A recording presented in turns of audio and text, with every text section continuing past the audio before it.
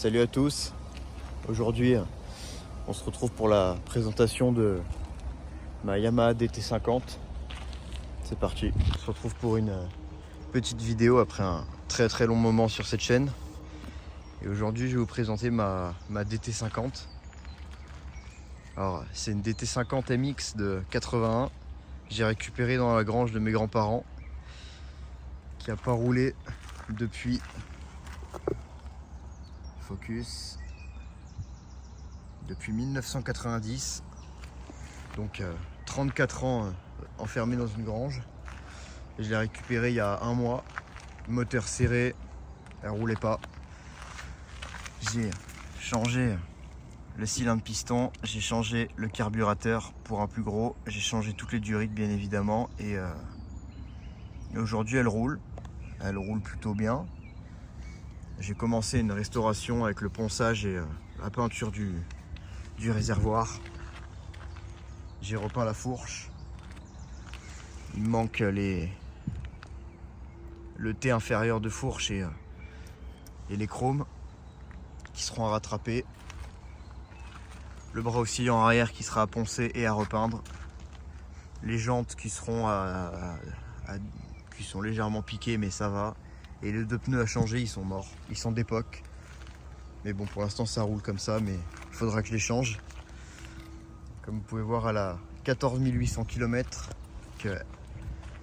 Elle est vraiment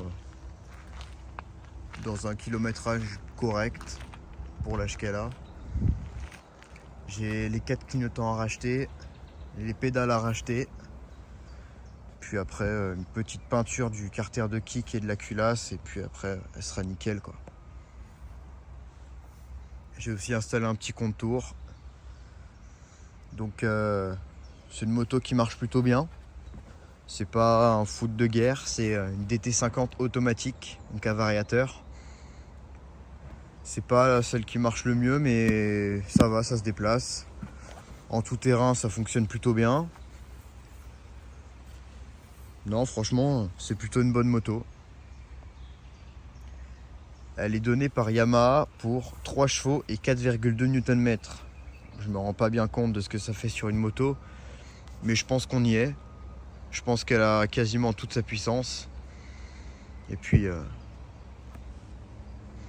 toute façon, si elle l'a pas, elle aura jamais la puissance qu'elle a à l'époque, qu'elle n'avait à l'époque. Mais bon, c'est pas grave. Et tout de suite, un petit essai routier. Le petit essai routier. Enfin, le petit essai en piste là pour le coup. Un petit chemin de terre. Ah, forcément si je mets pas le contact.